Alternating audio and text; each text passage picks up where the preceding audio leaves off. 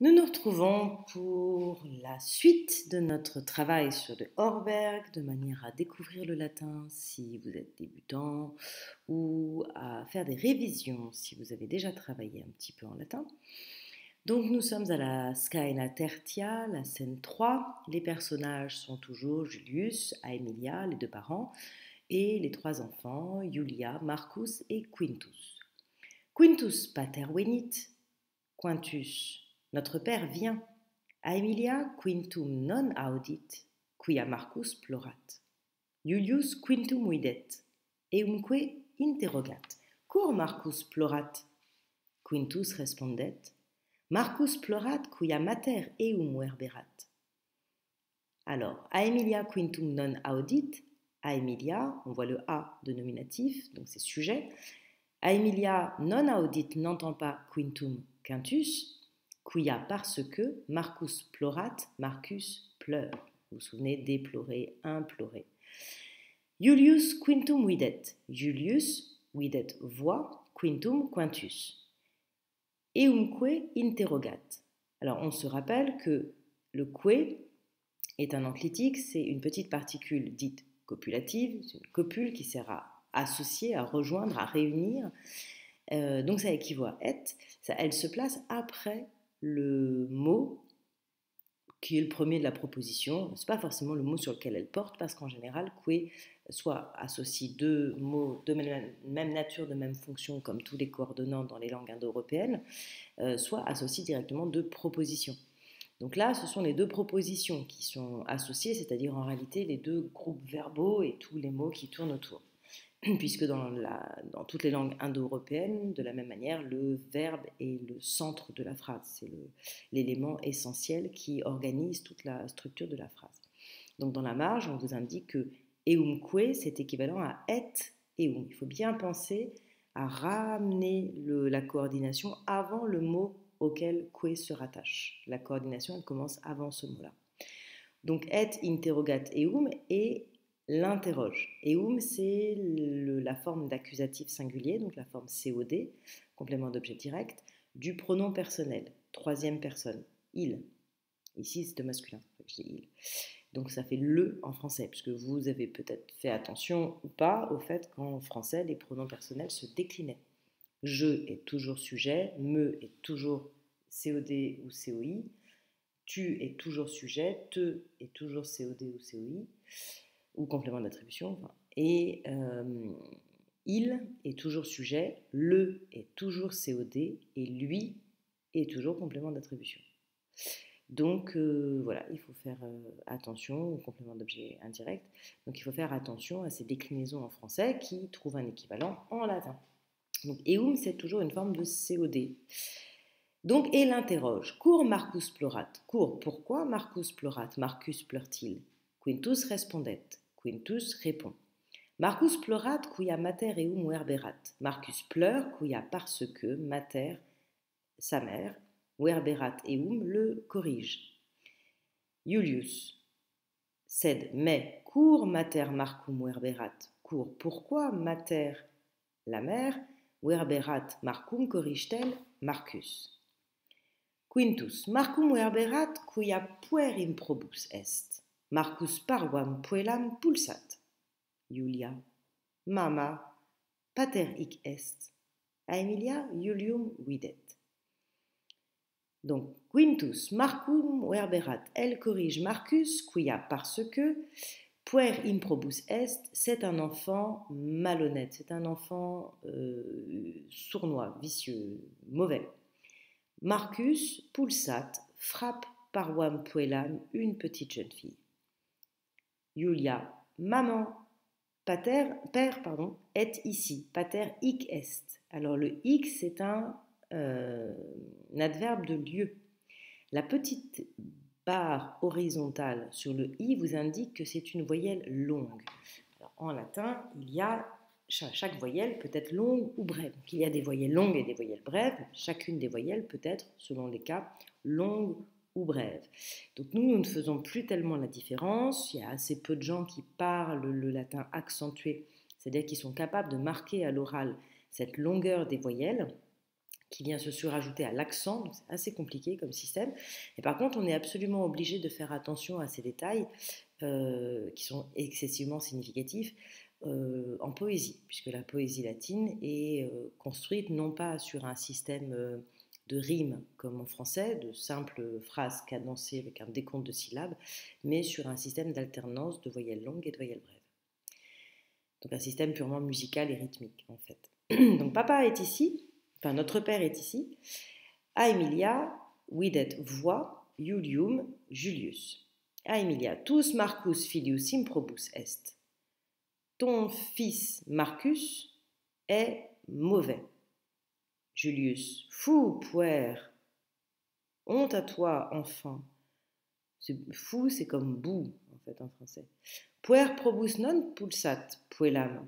Un enfant vertueux, un enfant qui est bon, ne frappe pas une petite fille. Puer qui parvam puellam pulsat improbus est. Un enfant qui frappe une petite jeune fille est un enfant mauvais. Julius iratus puerum improbum verberat. Julius iratus. On remarque que les deux mots sont au même genre, au même nombre, au même cas, donc ils vont ensemble. Ce sont des masculins singuliers nominatifs. Julius iratus. Donc ira, c'est la colère. On avait gardé en français le mot ir, provoquer l'ire des dieux. Et quelqu'un qui est irritable, qui est irrité, il est ira. C'est pour ça qu'il y a deux R à irritable ou à irrité. Parce que c'est le N de in, qui est donc le préverbe qui veut dire dans, qui va s'assimiler à la première consonne du radical auquel il se raccroche. C'est à peu près tout le temps le cas, c'est pour ça qu'on a illogique avec deux L, illisible avec deux L, irrité ou irradié avec deux R. Voilà, c'est le N qui s'assimile à la consonne suivante. Donc Julius en colère, Werberat corrige l'enfant mauvais, l'enfant malhonnête, l'enfant qui n'est pas vertueux. Alors, le pauvre Marcus, il a été corrigé 2 fois. Vous avez bien fait attention à ça, parce que déjà la mère l'a frappé, et puis le père s'y met. Alors les corrections physiques à Rome, c'est évidemment monnaie courante. On évite de juger le passé et de croire que nous sommes meilleurs qu'eux, parce que d'un côté, il y avait beaucoup d'enfants qui étaient corrigés avec des châtiments corporels. D'un autre côté, aujourd'hui, on a quand même beaucoup d'enfants battus, de maltraitance. Je ne pense pas qu'on vaille mieux moralement que les Romains. Il faut toujours garder l'humilité nécessaire face au passé et bien se garder de juger les générations antérieures et les choix qu'ils ont faits, parce que les générations qui viendront après nous auront quand même un regard assez acéré sur le grand n'importe quoi de nos sociétés modernes quand même, qui ne brilleront sûrement pas dans l'histoire ni par leur vertu, ni par leur gestion économique, ni par leur liberté, leur sens de la liberté, leur sens de la justice, enfin tout ça. Donc l'enfant est corrigé par ses parents. À Rome, l'éducation est quand même assez musclée et on porte pas, enfin ils n'ont pas lu François Dolto quoi en fait. Ils portent pas du tout sur un enfant un regard bienveillant qui lui dirait que l'enfant est une petite chose innocente, que ça représente vraiment la pureté, que tout le monde devrait retrouver un esprit d'enfance, etc. Alors pas du tout. À Rome, l'enfant est un animal. L'enfant est un petit animal et on va retrouver un petit peu cette idée quand même à la Renaissance avec Erasme quand il dit qu'on ne naît pas homme, on le devient. Donc l'enfant est un animal qu'il faut dresser pour le faire accéder à l'humanité. Et cette éducation est extrêmement dure. Ils sont extrêmement exigeants avec les enfants sur le plan comportemental et dans certains milieux également sur le plan intellectuel ou sur le plan professionnel et technique pour les milieux d'artisans, ou de commerçants ou de paysans. C'est que les enfants, dans les milieux aristocratiques, vont avoir une éducation extrêmement soignée sur le plan intellectuel et artistique, alors que dans les milieux plus populaires, on va quand même attendre d'eux un certain niveau de compétence Alors voilà, quand on est enseignant, on peut quand même en rêver de cette époque où à 12 ans, un enfant savait faire un certain nombre de choses. Alors qu'aujourd'hui, un enfant de 12 ans ne sait à peu près rien faire, en fait, à part faire des jeux vidéo et utiliser son téléphone. Ils savent quand même pas faire grand-chose, surtout pas écrire un texte dans un français correct ou faire quelques opérations. Donc, allez, à Rome, on attend d'un enfant de 12 ans qu'il sache, s'il est dans un atelier, il faut qu'il soit quasiment équivalent à un adulte assez rapidement. Donc, que ce soit les ateliers d'artistes, les ateliers d'artisans, de fabriqueurs, de lampes, d'amphores, de meubles en bois, de cuillères, de poteries, les producteurs d'huile, les producteurs de vin, etc. Donc les enfants sont assez recherchés parce que grâce à leur taille, il y a toute une série d'actions qu'ils peuvent faire de façon plus facile que les adultes. Hein. C'est comme au temps des manufactures, les enfants étaient très prisés dans les mines parce qu'ils peuvent rentrer dans certains filons dans lesquels les adultes ne peuvent pas accéder, ou chez les tisserands par exemple, ils peuvent se glisser derrière les métiers à tisser de façon beaucoup plus facile que les adultes en cas de besoin. Donc ils sont assez prisés dans le monde du travail et on est très exigeant avec eux, on les éduque à la dure et les châtiments corporels font partie de cette éducation. Marcus plorat, Marcus pleure. Quintus laetus est et ridet. Alors Quintus, il n'a aucune empathie envers son frère. On a bien senti la rivalité entre les deux garçons. Et Quintus laetus est, il est heureux, et ridet, et il rit. Donc laetus, ça a donné laetitia, la joie, le prénom Laetitia. Et ridet, ça a donné tous nos radicaux, en rides, parce que les rides, par exemple, sur votre visage, vous les avez parce que justement vous riez, et donc vous avez des expressions du visage parmi lesquelles la joie, et puis ça a donné risible, parce que c'est rideo, rides, ridere, risi, risum. Et donc, on a construit une partie de notre vocabulaire sur le radical, le cinquième radical des temps primitifs, donc le supin, en RIS. Donc, ça a donné dérision, par exemple, le fait de rire des, qui veut dire des plus ablatif en latin, veut dire au sujet d'eux. Et donc, la dérision, c'est quand on rit au sujet de quelqu'un ou de quelque chose.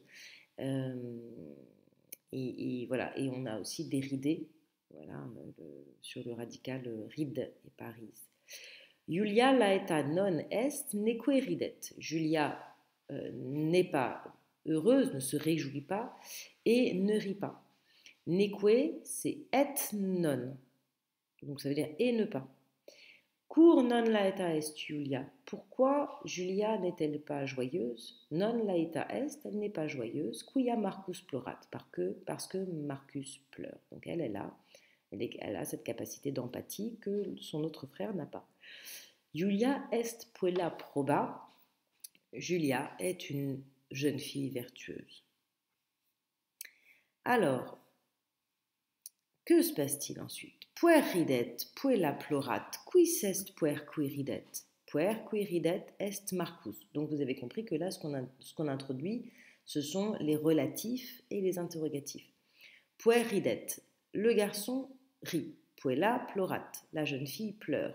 Quis est puer qui ridet? Qui est? Quis est? Puer, l'enfant. Qui ridet? Qui rit. Donc là, on a juste les formes de nominatifs à la fois de l'interrogatif et du pronom relatif. L'interrogatif, c'est quis, le pronom relatif qui. En français, nous, on ne les distingue plus. On dit qui pour les deux, oui, qui vient, et puis l'homme qui vient. Donc on ne distingue plus le pronom interrogatif du pronom relatif dans la morphologie, pas dans les usages, bien sûr. En latin, il se distingue seulement pour le nominatif masculin singulier et pour le neutre singulier nominatif. Sinon, ils sont identiques. Donc c'est quis, quae, quid, et puis qui, quae, quod. Mais après, le reste de la déclinaison est identique. Puer qui ridet est Marcus, l'enfant qui rit est Marcus. Quae est puella quae plorat. Donc là, c'est la même phrase que précédemment, mais on est passé du masculin au féminin. Quae est puella quae plorat au féminin, les formes de l'interrogatif et du relatif sont les mêmes. Quelle est la jeune fille qui pleure? Puella quae plorat est Julia. La jeune fille qui pleure est Julia. Marcus, qui puellam pulsat, puer improbus est. Marcus, qui pousse, qui frappe la jeune fille, est un garçon malhonnête. Puella quam Marcus pulsat est Julia. La jeune fille que Marcus frappe est Julia. Pousse. Quam est l'accusatif féminin singulier du relatif. Donc là, on a déjà deux cas de la déclinaison. Quae, c'est le nominatif féminin singulier. Quam, c'est l'accusatif féminin singulier. Donc en français, on utilise qui comme sujet et que comme COD. En français aussi, le relatif se décline. Julia a Emilia mocat. Julia appelle à Emilia. A Emilia quam Julia mocat. A Emilia que Julia appelle. Mater liberorum est la mère liberorum des enfants. On a déjà vu ces formes de génitif masculin pluriel en orum. Donc le génitif, c'est le complément du nom. Ça indique l'appartenance. Vous voyez, la chambre de ma sœur, la trousse de mon frère, le chien de mon voisin. A Emilia puerum muerberat. A Emilia frappe le jeune garçon. Puer quem a Emilia muerberat est Marcus. L'enfant que quem nous indique que le relatif va être COD du verbe de la relative, qui est ici muerberat. Donc l'enfant que Emilia frappe est Marcus. Quem vocat Quintus. Quintus appelle quem qui. Alors nous, on va décliner le pronom relatif, mais on ne décline pas forcément aussi facilement l'interrogatif. Parce qu'on va utiliser qui pour les animés, pour les humains, quoi, en général, pour les personnes morales. On va le garder même quand il est COD. Qui vois-tu dans la voiture? Le français est beaucoup plus compliqué et beaucoup moins logique que le latin. Donc quem, c'est la forme d'accusatif.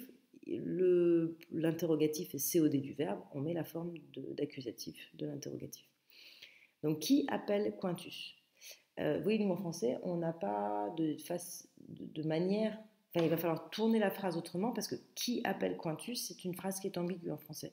On peut considérer que qui est sujet et Quintus COD, ou que qui est COD et Quintus sujet. On va construire la phrase de la même façon. Donc dans le langage courant, on va un peu mâchouiller la phrase, on va la transformer de manière à ce que ce soit plus clair. En latin, il n'y a pas d'ambiguïté qui puisse subsister, puisque Quintus est au nominatif, quem est à l'accusatif, on sait où est le sujet, où est le COD. Quintus Julium vocat. Quintus appelle Julius. Julius quem Quintus vocat. Julius que Quintus appelle. Oui, pour le relatif, là, on n'a plus d'ambiguïté. On a notre forme de COD avec que. Pater liberorum est le père des enfants. Julius quintum non audit. Julius n'entend pas Quintus. Quem audit Julius? Qui Julius entend-il? Julius Marcum audit. Julius entend Marcus. Puer quem Julius audit est Marcus. L'enfant que Julius entend est Marcus. Puella quae quantat laeta est. La jeune fille qui chante est heureuse. Quae quantat, quae, c'est la forme de nominatif, donc on sait que le pronom est sujet de cantare. Cantare, c'est chanter, ça a donné cantatrice, cantique, incantation. Et après, on a chuinté le C pour donner le mot chanter, chanteur, déchanter, enchanter, etc. En italien, on a gardé cantare. Puella quae plorat non laeta est. La jeune fille qui pleure n'est pas joyeuse. Puer qui puella pulsat improbus est. L'enfant qui pousse une jeune fille est mauvais. Alors en grammaire, vous voyez, on a bien repéré deux cas distincts. Le nominatif ici avec us pour le masculin de la deuxième déclinaison et pour l'accusatif. Donc masculin nominatif en us, masculin accusatif en Là, on est dans la deuxième déclinaison, modèle dominus. Et là, on a les désinences. Donc on va prendre le radical du mot et on va mettre la désinence pour indiquer à quel cas il est. Au féminin, c'est la première déclinaison, Julia au nominatif et Juliam à Emiliam à l'accusatif. On voit que le point commun, c'est qu'il y aura un M pour les 5 déclinaisons à l'accusatif. C'est la voyelle qu'il y a avant qui peut changer. On aura A pour la première déclinaison, U pour la deuxième, on aura E pour la troisième, mais vous voyez, la voyelle change, mais on aura toujours ce M à l'accusatif singulier et puis un S à l'accusatif pluriel pour les 5 modèles, pour les 5 déclinaisons qui ont chacune plusieurs modèles. Alors, je voulais juste m'arrêter en grammaire sur la question du verbe.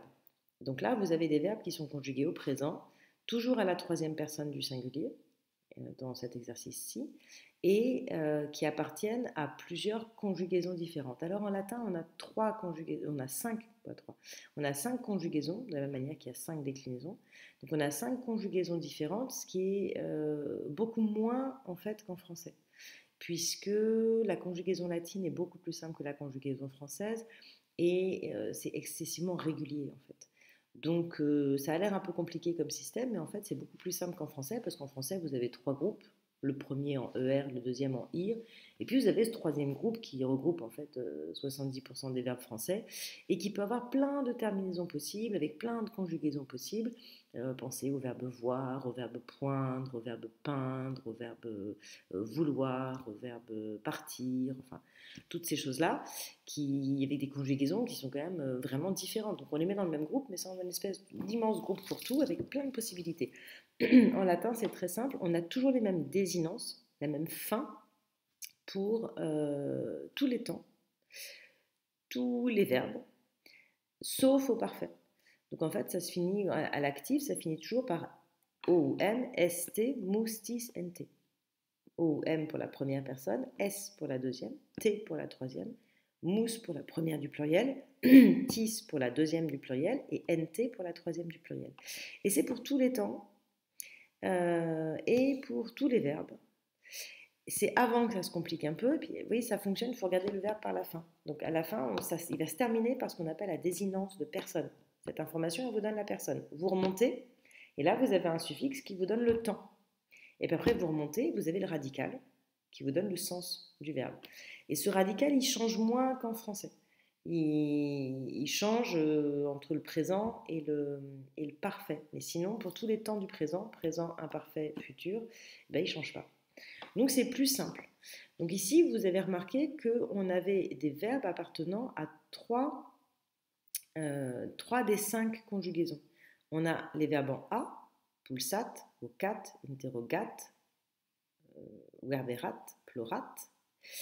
On a les verbes en E, de la deuxième conjugaison, videt, respondet. Et on a les verbes en I, de la quatrième conjugaison, audit, venit. Ce sont ce qu'on appelle les 3 conjugaisons vocaliques, parce que les radicaux vont se terminer par une voyelle. Le radical se termine toujours par un A pour la première conjugaison, toujours par un E pour la deuxième, toujours par un I pour la quatrième. Donc ce I, on va le retrouver tout le temps, à tous les temps, à toutes les personnes. Le A, on va le retrouver tout le temps, à tous les temps, toutes les personnes. C'est le radical du verbe qui va finir comme ça. Donc là, vous avez des exemples de des 3 conjugaisons vocadites, vocaliques. Et vous voyez, comme c'est la troisième du pluriel, ça finit toujours, troisième du singulier, ça finit toujours par un T. Alors, ce qu'on fait, c'est que j'affiche le petit pinceau A. Ce qui serait bien, ce serait que vous le fassiez. Donc, l'idée, c'est de trouver la terminaison. Quand vous avez un tiret, il faut remplacer ce tiret par la terminaison. Terminaison du mot avec le bon cas, sachant que là, il n'y en a que 2 des cas pour l'instant, nominatif ou accusatif, et terminaison des verbes. Et donc, vous mettez sur pause, vous faites le petit exercice, et puis quand il est fait, eh ben, vous relancez la vidéo pour qu'on fasse la correction. Donc moi, je vous lis simplement le texte, là en impro, en remplaçant le tiret par la bonne forme. Cur Marcus Iuliam pulsat. Marcus Iuliam pulsat, quia Iulia cantat. Iulia plorat, quia Marcus eam pulsat. Iulia mama, Marcus me pulsat. A Emilia puellam audit et venit. Mater quintum videt et eum interrogat. Quis me vocat? Quintus respondet. Iulia te vocat. Iulius dormit.